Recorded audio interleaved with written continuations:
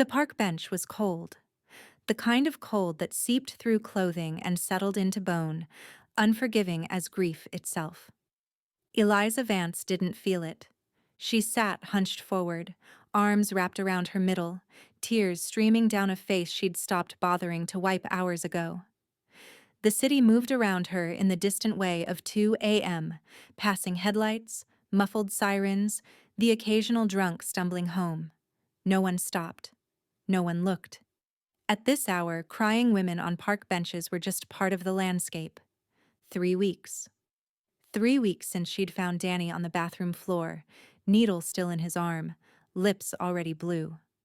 3 weeks since she'd dropped to her knees and started chest compressions, counting the way she'd been trained, begging him to come back with every breath she forced into his lungs.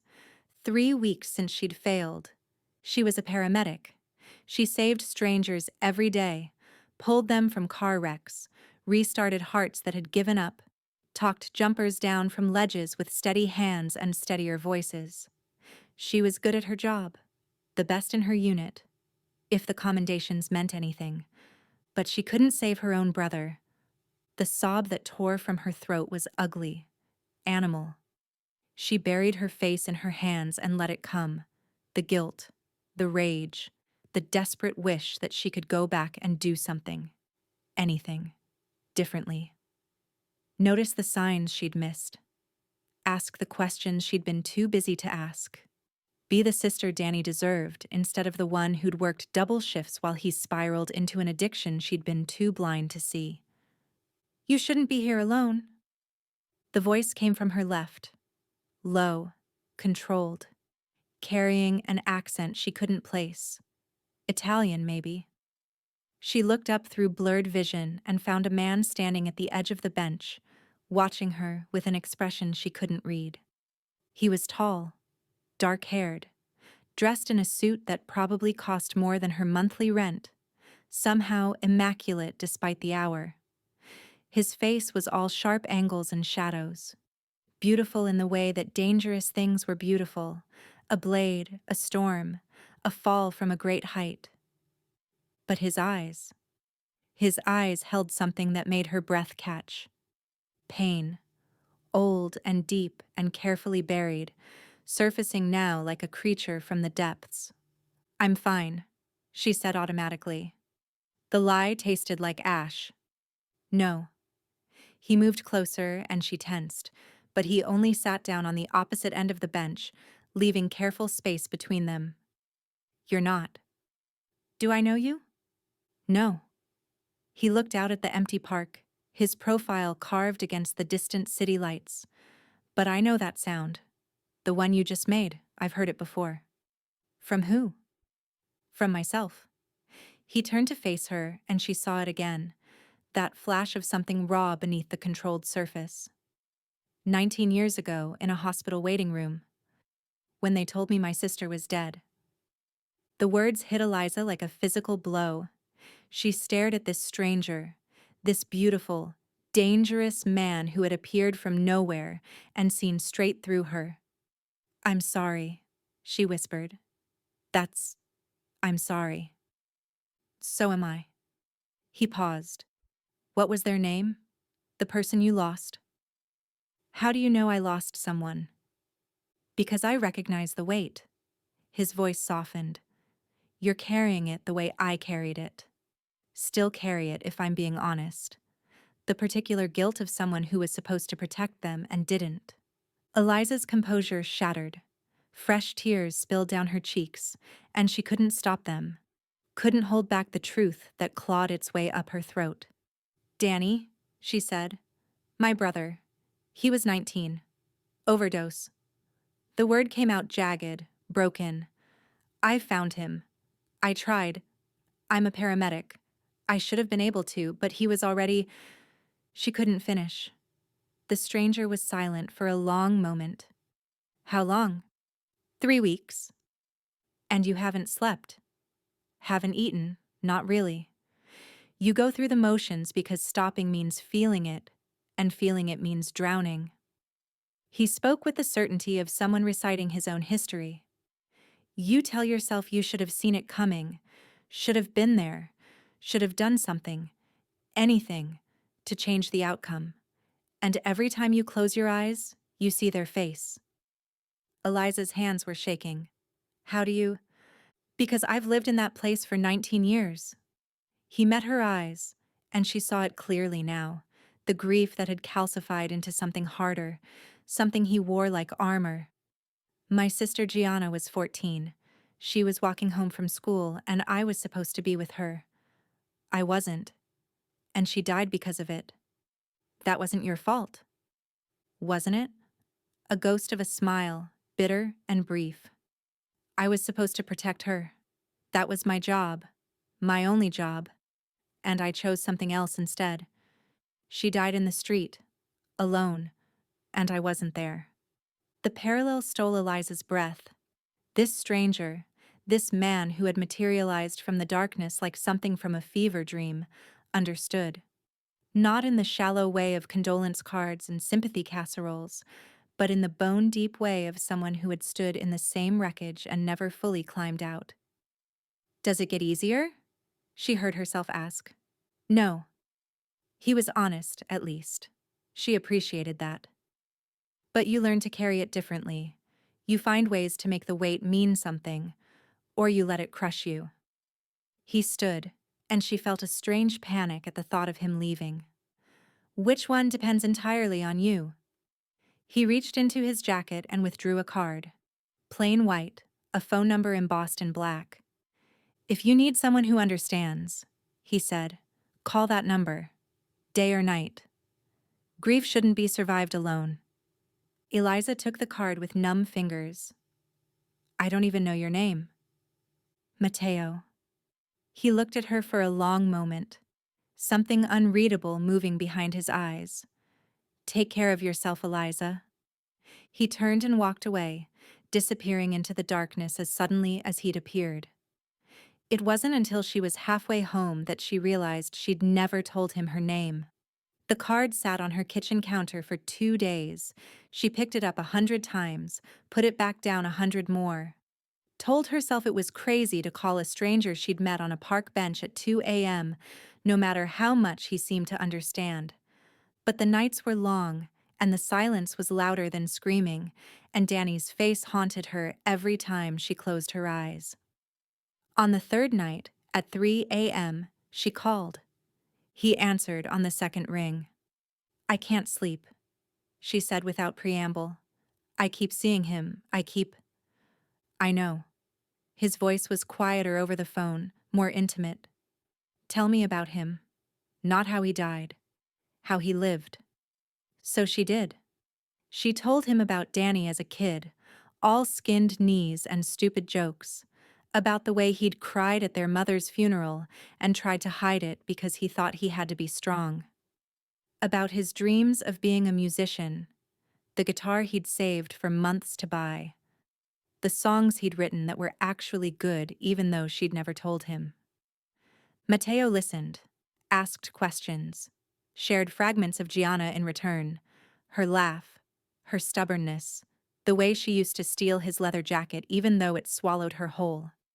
They talked until the sun came up, and when Eliza finally fell asleep, for the first time in 3 weeks, she didn't dream of finding Danny dead. She dreamed of him alive, laughing, whole. It wasn't healing, not yet, but it was the first step towards something that might, eventually, look like survival. And in the cold light of morning, with a stranger's voice still echoing in her ears, Eliza Vance began to wonder if maybe, just maybe, she wasn't as alone as she'd thought. The phone calls became a lifeline. Every night, sometime between midnight and 3 a.m. when the darkness pressed heaviest, Eliza would dial Mateo's number. And every night, he answered, never irritated, never rushed, as if he'd been waiting for her call the way she'd been waiting to make it. They talked about everything and nothing. Danny and Gianna, the weight of guilt and the geography of grief. The specific loneliness of being the one left behind, surrounded by people who didn't understand and had stopped trying to. Mateo never asked about her work, never pushed for details about her life. He existed only in these nighttime hours, a voice in the darkness who understood things she couldn't explain to anyone else. It was a week before he asked to see her again. "There's someone I want you to meet," he said, his voice careful in a way she'd learned to recognize. "My mother. She's—" A pause, weighted with years of pain. "She lost Gianna too, and she's never recovered." Mateo dash dash. "She doesn't leave her room. Hasn't in years. The doctors call it complicated grief, but that's just a clinical term for drowning in slow motion." His breath shuddered through the phone. "I've tried everything. Therapists, specialists, medication. Nothing reaches her. But you—" "I'm not a therapist." "No, you're someone who understands what it means to hold someone while they die and fail to bring them back." His voice dropped. "Maybe that's what she needs. Not clinical expertise. Just someone who knows." Eliza should have said no, should have recognized how tangled this was becoming, how dangerous it was to build a relationship, any relationship, on the foundation of shared trauma. Instead, she said yes. The Valenti estate was nothing like she expected. She'd imagined something cold, clinical, the kind of sterile luxury that announced wealth without warmth. Instead, the house that rose from the Long Island countryside was beautiful in an old-world way. Stone walls softened by climbing roses, windows that glowed amber in the afternoon light. Gardens that had clearly been loved once and were struggling to remember how. Mateo met her at the door himself. In daylight, without the shadows of the park to hide behind, he was almost overwhelming. Tall, broad-shouldered, dressed in a charcoal suit that made his dark eyes seem even darker. He moved like someone accustomed to being watched, every gesture controlled and deliberate. But when he looked at her, something in his expression softened. "Thank you for coming," he said. "Thank you for trusting me." He led her through hallways lined with photographs, generations of Valentis captured in silver frames, formal and unsmiling. She noticed a gap on one wall, a rectangle of lighter paint where a picture had been removed. "Gianna," Mateo said, following her gaze. "My mother couldn't bear to see it, but she couldn't bear to put it away either. So it stays in her room now, where she can keep it close." The door to Carmela Valenti's room was at the end of a long corridor, set apart from the rest of the house like a wound that couldn't heal. Mateo knocked softly, then pushed it open. The room was frozen in time. Posters on the walls, bands Eliza vaguely recognized from the early 2000s, a desk covered in homework that would never be finished, a twin bed with a faded purple comforter, made up as if waiting for someone to return. And in a chair by the window, wrapped in a shawl despite the warmth of the day, sat a woman who had clearly once been beautiful. Dark hair streaked with gray, hollow cheeks, eyes that stared at nothing, seeing a world that had ended 19 years ago. "Mama," Mateo said softly, crouching beside her, "I brought someone to meet you. Her name is Eliza." Carmela didn't respond, didn't blink. The only sign of life was the shallow rise and fall of her chest. Eliza moved closer, her heart aching. She'd seen grief before, saw it every day in the faces of people she couldn't save, in the families who arrived too late, in the quiet devastation of loss that never fully faded. But this was different. This was grief that had become a grave, burying a woman who was still technically alive. "Mrs. Valenti." Eliza knelt beside the chair, bringing herself to eye level. "I know you don't know me, but I lost someone too. My brother. 3 weeks ago." She paused, watching for any flicker of response. "I think about him every second. I see his face when I close my eyes. And sometimes the only thing that keeps me breathing is knowing that he wouldn't want me to stop." Nothing. The silence stretched, heavy and hopeless. Then, so quietly, Eliza almost missed it. What was his name? Carmela's voice was rusty from disuse, barely a whisper, but her eyes had shifted, focused, for the first time in God knew how long, on Eliza's face. Danny, Eliza said, her throat tight. His name was Danny. Danny. Carmela repeated the name like a prayer. Her hand moved, trembling, and found Eliza's. Tell me about Danny. Eliza looked at Mateo over his mother's head. He stood frozen in the doorway, tears streaming silently down his face, watching a miracle he'd stopped believing was possible. She turned back to Carmela and began to speak.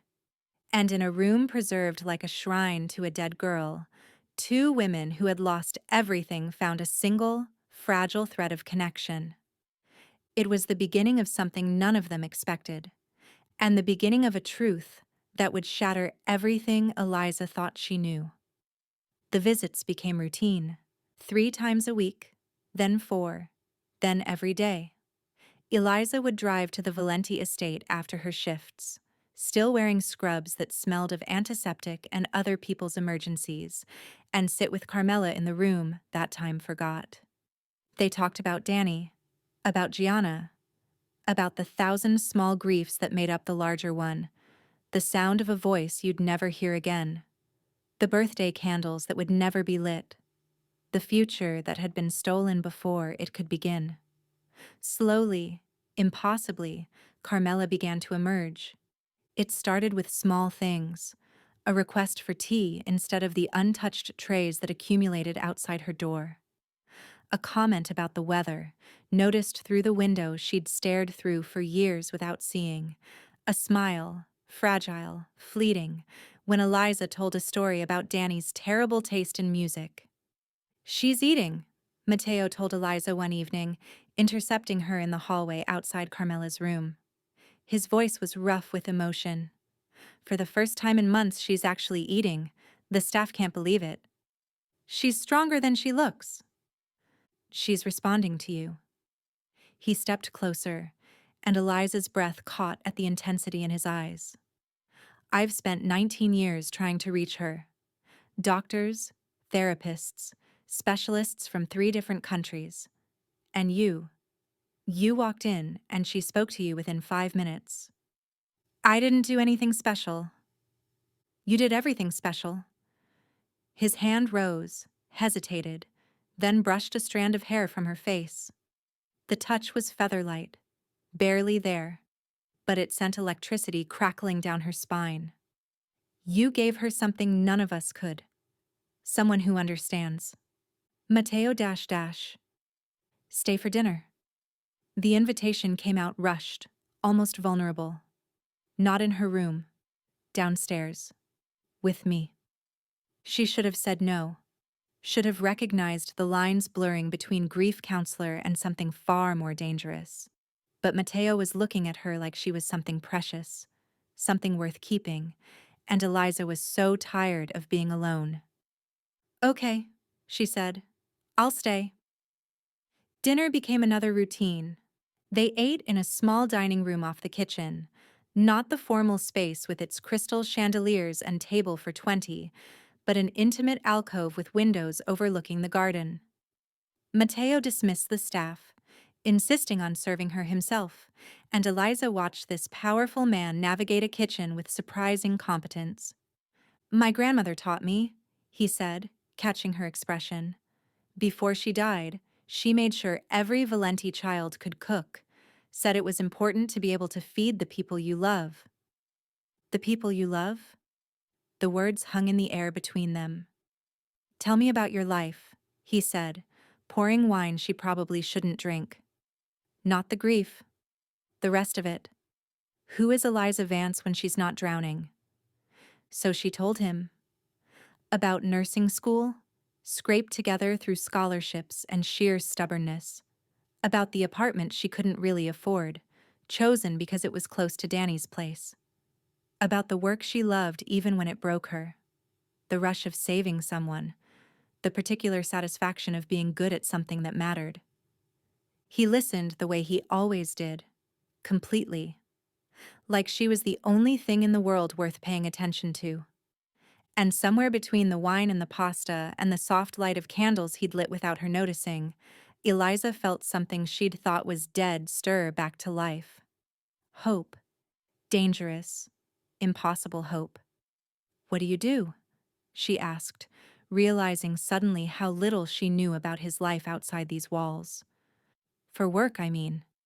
You're obviously—" She gestured vaguely at the estate surrounding them. "But I don't actually know what you do." Something flickered across his face, there and gone, too fast to read. "Import-export," he said. "Family business. Very boring." It was a lie. She knew it was a lie. Her father had been a liar, and she'd learned young to recognize the particular smoothness of a rehearsed response. But she didn't push. Everyone had secrets. God knew she had enough of her own. The first crack appeared 3 weeks later. Eliza was in Carmela's room, sorting through a box of old photographs the woman had finally agreed to open when she found it. A newspaper clipping, yellowed with age, tucked between pictures of a young Gianna at ballet recitals and birthday parties. "Local girl killed in gang crossfire," the headline read. The article was brief, clinical, recounting the death of a 14-year-old caught between warring factions in a territorial dispute. No arrests had been made. No one had been held accountable. But it was the photograph that stopped Eliza's heart. The man being questioned by police, young, barely more than a teenager himself, his face tight with grief and rage, was unmistakably Matteo. "That was the worst day of my life." Eliza spun. Matteo stood in the doorway, his expression unreadable. "I was 16, he continued, moving into the room. "Running my first job for my father. Something simple. A delivery. Nothing dangerous. But I was supposed to walk Gianna home first. I was supposed to be with her." His jaw tightened. "I chose the job. And she died." "Gang crossfire," Eliza said slowly. "The article said gang crossfire." "Yes. Your family—" She stopped, the pieces clicking together with horrifying clarity. "The family business. Import-export." Matteo was silent. "You're not a businessman." Her voice came out strange, distant. "You're— what? Mafia? Organized crime?" "Yes." The word hung between them, simple and devastating. No excuses, no explanations. Just the truth, laid bare.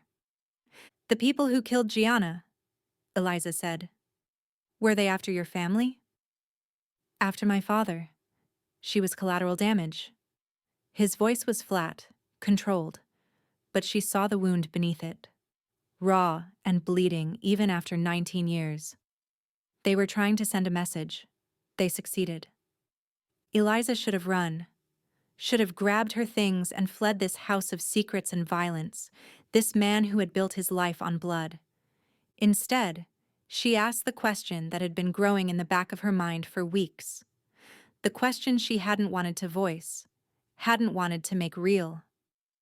"Danny," she said. "My brother. The police said it was an accidental overdose, but Danny was clean.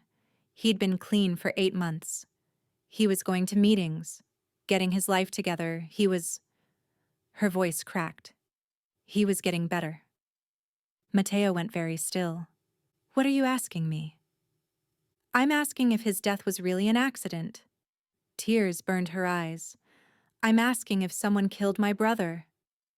The silence stretched between them, long and terrible. When Matteo finally spoke, his voice was barely a whisper. "I don't know," he said, "but I'm going to find out."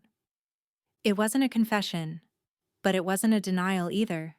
And in that moment, looking at this man she had trusted with her grief, Eliza felt the first cold whisper of doubt. What if the connection between them wasn't fate? What if it was something far darker? Matteo found the truth 3 days later. He didn't tell her how, didn't explain the interrogations, the leverage, the particular brutality required to make men talk when they'd rather die than betray their secrets. That world existed outside of what they'd built together, and he intended to keep it there. But the truth itself, that she deserved to know. He found her in Carmela's room, the two women sitting side by side at the window, watching the garden in comfortable silence. His mother looked better than she had in years, color in her cheeks, light in her eyes, the ghost of the woman she'd been before grief swallowed her whole. Eliza had given him that, had given all of them that, and now he was going to destroy it. Eliza. His voice came out wrong. Too controlled, too careful. I need to speak with you. She turned, and he watched her expression shift as she read his face. She'd learned him these past weeks, learned the micro expressions he thought he'd buried, the tells he'd spent decades eliminating. She saw him in a way no one else did. She saw him now. What happened? She rose, crossing to him, her hand finding his arm. Matteo, what's wrong? Not here. He couldn't do this in front of his mother, couldn't watch Carmela retreat back into her shell when the fragile piece shattered. Come with me. He led her to his study, a room she'd never entered, all dark wood and leather and the weight of decisions that had cost lives. He closed the door behind them and leaned against it, watching her take in the space with those sharp, seeing eyes. You found something, she said, not a question. Yes. About Danny? Yes. She wrapped her arms around herself, the same gesture she'd worn on the park bench that first night. Bracing for impact. Tell me. Matteo had delivered death sentences with less difficulty, had ended men's lives with steadier hands than the ones he used now to reach for her. Your brother was killed deliberately. The words fell like stones into still water. He wasn't using again. He was murdered.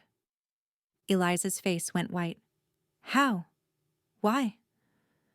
6 weeks before he died, Danny picked up a shift at a warehouse in Red Hook. Side job, cash under the table. He didn't know what the warehouse was really used for. Matteo paused, gathering himself. It was one of mine, a distribution point for, it doesn't matter what. What matters is that Danny saw something he shouldn't have. A deal that went wrong. A man who couldn't afford witnesses. Who? Her voice was barely a whisper. His name is Victor Sorrento, my father's oldest lieutenant. He's been with the family for 40 years. Each word tasted like poison. When Danny saw what happened, Victor made a call. Had someone track your brother down, befriend him, offer him a fix he couldn't refuse. Made it look like a relapse. No. Eliza shook her head, tears spilling down her cheeks.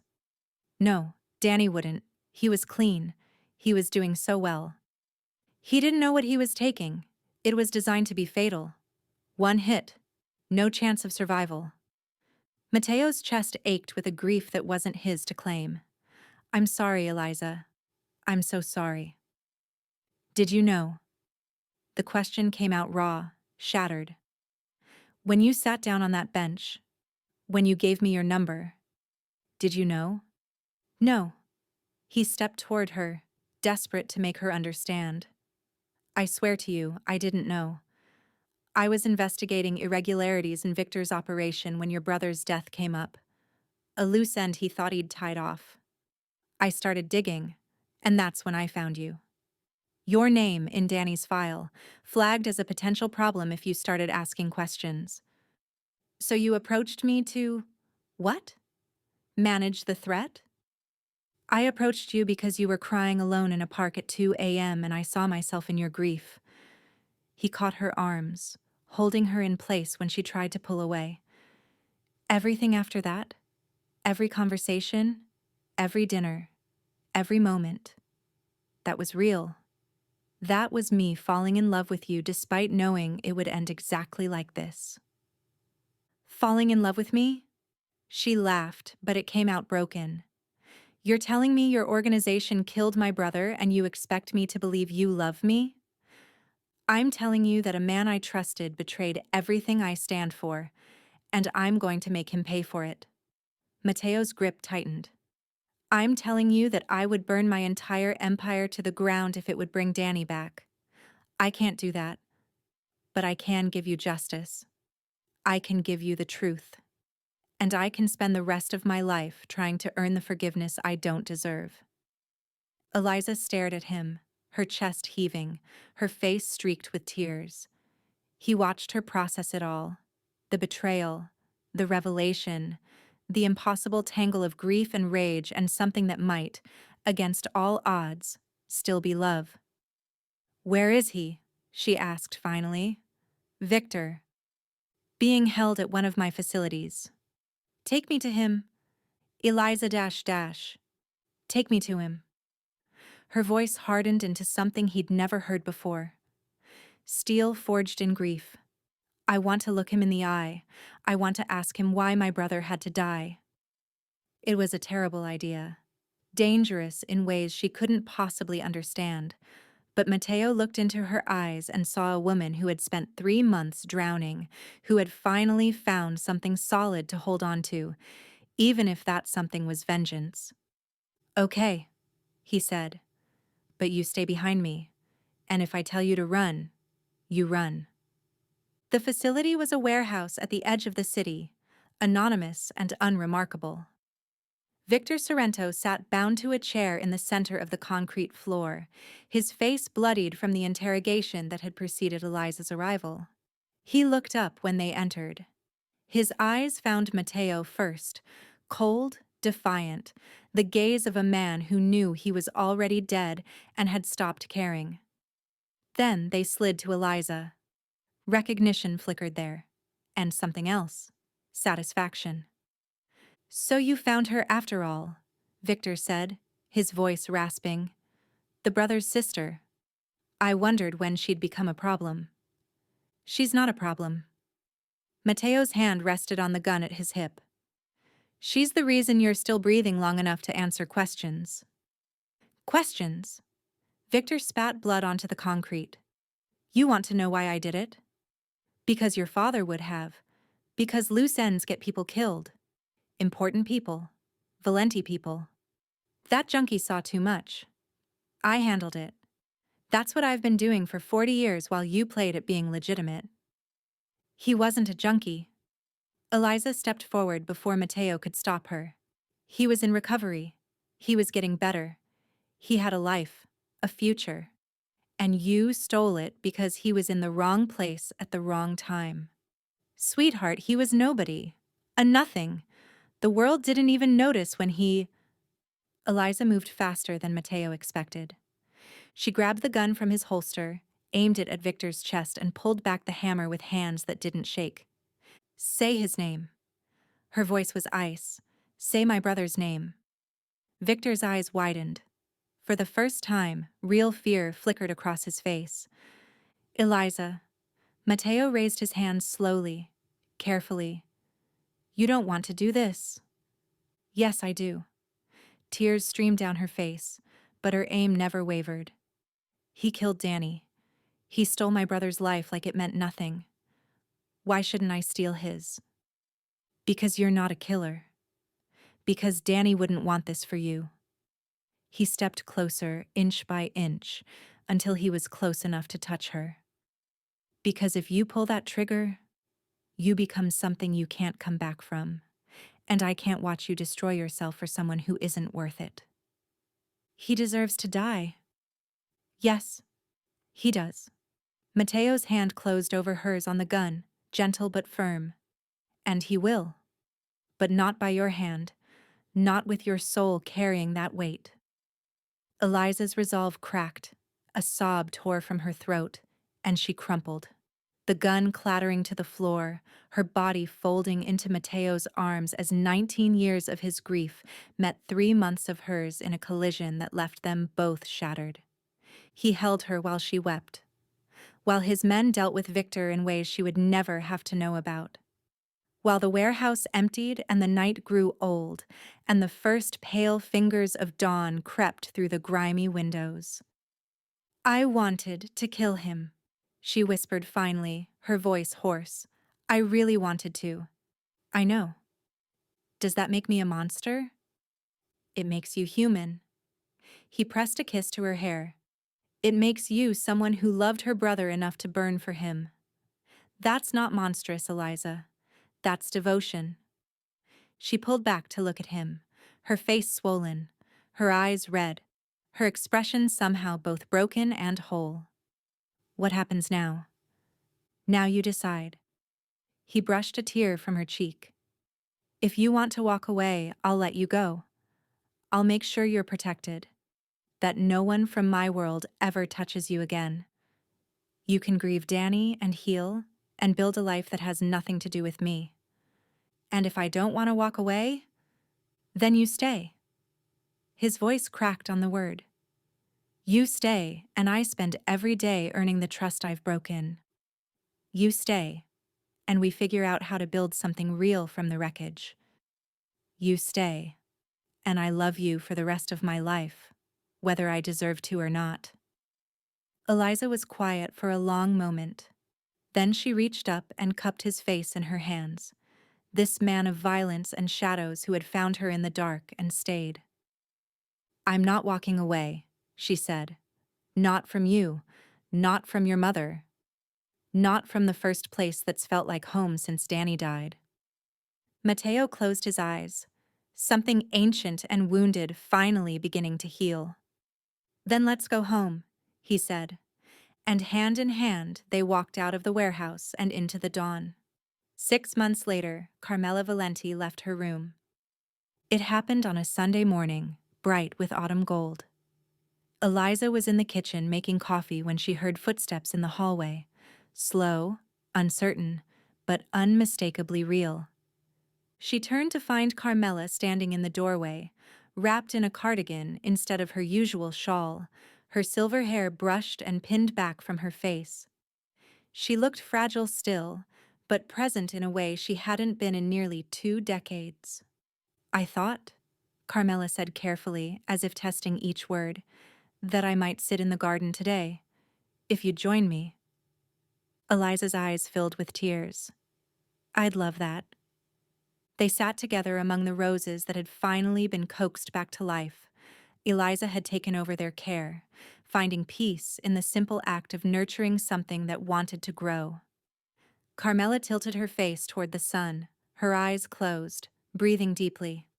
Gianna loved this garden, she said. She used to pick flowers for the kitchen table. Drove the gardener crazy. A small smile crossed her face. I'd forgotten that. How strange, to forget the happy things and remember only the end. Grief does that. Eliza reached over and took her hand. It steals the joy and leaves the pain. Getting the joy back takes time. And the right people. Carmela squeezed her fingers. You brought me back, Eliza. You and my son. I was so determined to die in that room, and you refused to let me. You weren't ready to die. You just needed someone to remind you why living was worth it. They sat in comfortable silence, the autumn breeze carrying the scent of late-blooming roses. Then Carmela spoke again, her voice soft but certain. He's going to ask you, you know. Mateo. He's been carrying a ring around for weeks, trying to find the right moment. She smiled at Eliza's startled expression. A mother notices these things, even one who spent years not noticing anything at all. We haven't talked about. He loves you. More than I've ever seen him love anything, except perhaps Gianna. Carmela turned to face her fully. And you love him. Don't deny it. I've seen the way you look at each other. Like you're the only solid ground in a storm. Eliza thought about the past 6 months. The slow, painful process of building trust from rubble. The nights Mateo had held her while she wept for Danny, never asking her to stop, never telling her she should be over it by now. The mornings she'd found him standing at Gianna's grave, talking to his sister like she could still hear him. They'd built something real from the wreckage, something neither of them had thought they deserved. If he asks, Carmela said, say yes. Life is too short and too fragile to waste on fear. Her eyes glistened. I learned that the hardest way possible. Don't make my mistake. That evening, Matteo found Eliza on the terrace, watching the sunset paint the sky in shades of fire and gold. He'd been distant all day, nervous in a way she'd never seen him, fumbling with his words, finding excuses to leave rooms she entered. Now he stood beside her, close enough to touch, vibrating with an energy that made her heart race. Your mother says you have something to ask me, she said, taking pity on him. He laughed, a short, surprised sound. Of course she does. I should have known she'd ruin the surprise. She didn't ruin anything. She just prepared the ground. Eliza turned to face him. Ask me, Matteo. He reached into his pocket and withdrew a small velvet box. His hands were steady, but his voice trembled when he spoke. I had a whole speech planned about how you saved my mother, how you saved me, how you turned a house of ghosts into a home. He opened the box, revealing a ring that caught the dying light, a sapphire the color of twilight, surrounded by diamonds like scattered stars. But the truth is simpler than that. I love you. I've loved you since you told a stranger your brother's name in a dark park at 2 a.m. I've loved you through grief and revelation, and the moment you held a gun to a man's chest and chose mercy over vengeance. Matteo Dash. You showed me that grief doesn't have to be a grave, that the weight we carry can become something else. Not lighter, but different. Meaningful. He sank to one knee, and Eliza's breath caught. I want to carry it with you, forever. Whatever comes, whatever we face, I want to face it together. He looked up at her, this man of shadows and violence who had found her in the dark and refused to let her drown. Marry me, Eliza. Be my wife. Let me spend the rest of my life being worthy of the gift you've given me. Eliza looked at the ring, at Matteo, kneeling before her with his heart in his eyes, at the garden beyond the terrace, where Carmela had sat in the sunshine for the first time in 19 years. She thought of Danny, of the grief that had brought her to that park bench, shattered and alone, of the strange, winding path that had led her here, to this house, this family, this man who understood her wounds because he carried matching scars. Danny would have liked Matteo, would have seen past the danger to the devoted heart beneath, would have wanted this for her. Happiness, love, a future worth living. Yes, she said, tears streaming down her face. Yes, I'll marry you. Matteo slid the ring onto her finger, and it fit perfectly, as if it had been waiting for her across all the years and all the pain. Then he rose and pulled her into his arms, kissing her with a tenderness that made her chest ache. Thank you, he murmured against her lips, for finding me, for staying. Thank you for sitting down on that bench. She pulled back to look at him, this man who had become her whole world. Thank you for seeing me when I was invisible. You were never invisible. He cupped her face in his hands. You were just waiting for someone who knew how to look.